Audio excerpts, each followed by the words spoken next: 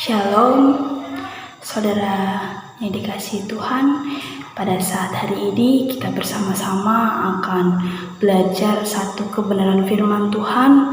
Dan sebelum itu saya mengajak saudara untuk kita bersama-sama berdoa terlebih dahulu. Kita berdoa. Tuhan Yesus, terima kasih di mana kasih-Mu begitu besar dalam kehidupan kami, sehingga pada saat hari ini kami bisa bersama-sama Tuhan mendengarkan firman-Mu.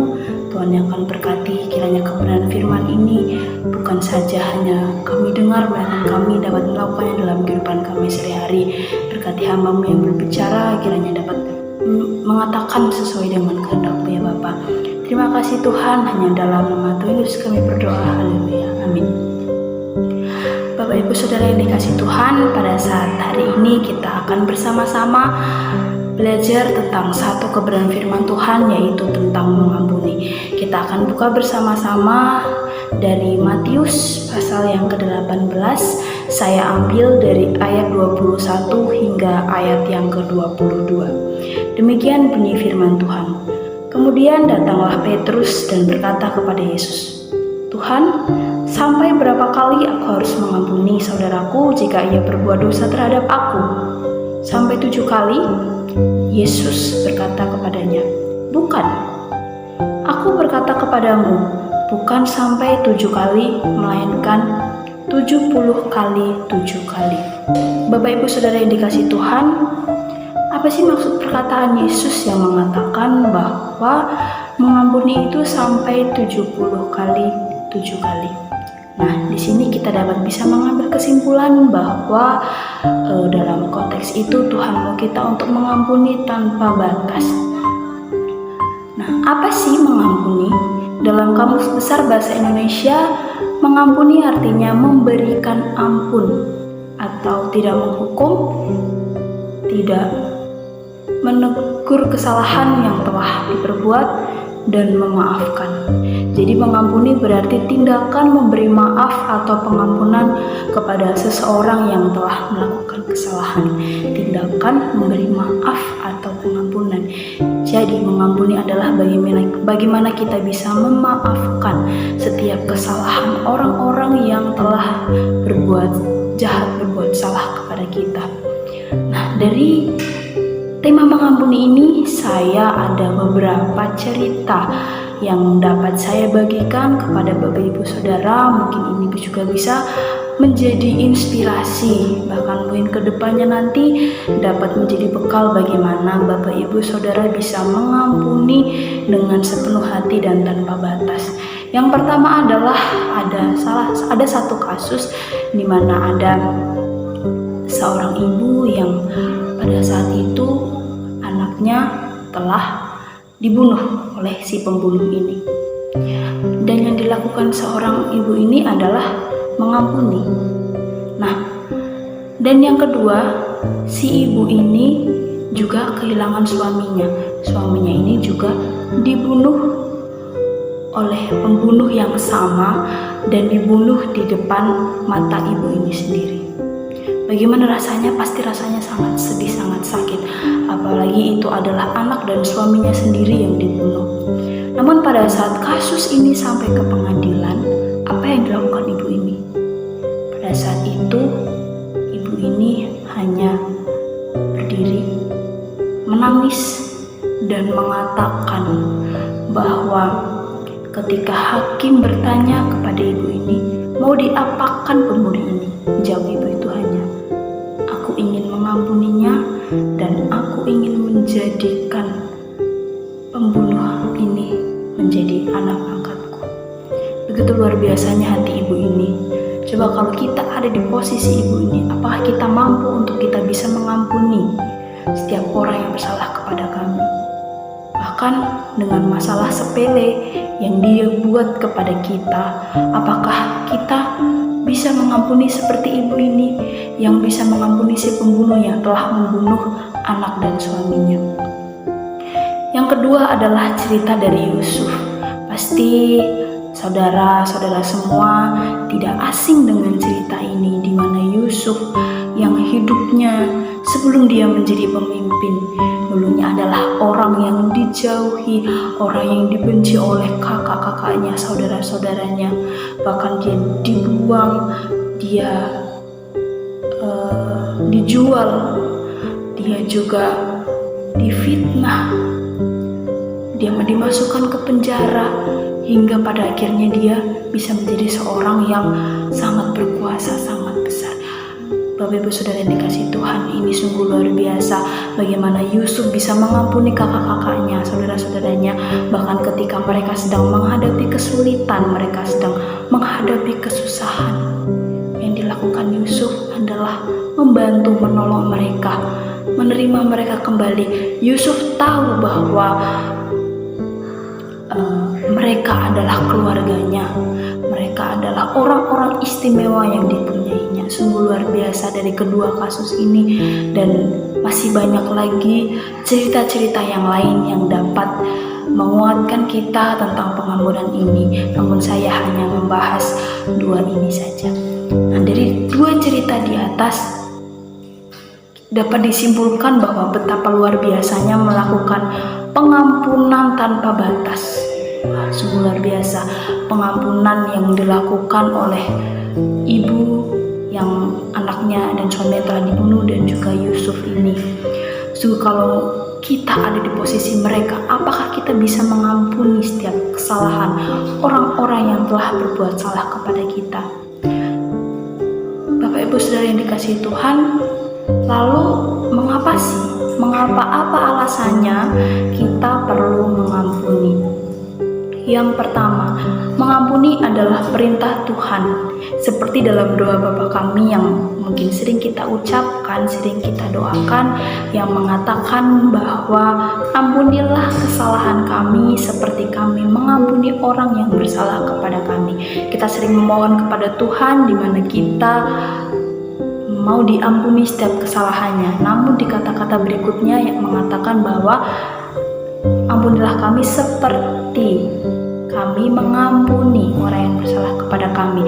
Jadi jikalau kita tidak mampu untuk mengampuni orang-orang yang bersalah kepada kita, sudah jelas kesalahan kita tidak diampuni oleh Tuhan. Itu poin yang pertama. Yang kedua, pengampunan yang dilakukan dapat membawa pembebasan, baik bagi orang yang diampuni maupun orang yang mengampuni, dapat memberikan pembebasan, plong hatinya ketika kita mau mengampuni satu sama lain. Maka dengan hal itu kita dapat melepaskan diri dari beban kebencian dan dendam yang dapat merusak diri kita sendiri. Dimana kalau kita punya kepahitan kepada orang lain, kita tahu apa yang akan terjadi dalam kehidupan kita. Tidak akan ada kedamaian dalam diri kita. Bapak Ibu Saudara yang dikasihi Tuhan, apakah Bapak Ibu Saudara telah mampu untuk mengampuni setiap orang-orang yang bersalah kepada kita? Apakah kita mampu untuk kita melupakan, bahkan bisa memaafkan, tidak mengingat-ingat lagi kesalahan yang telah orang-orang lain buat kepada kita? Dalam praktik kehidupan sehari-harinya, mengampuni bukan berarti melupakan atau mengabaikan kesalahan, tetapi bagaimana kita dapat memilih untuk menyelesaikannya dan tidak membiarkan kesalahan itu merusak hubungan yang baik.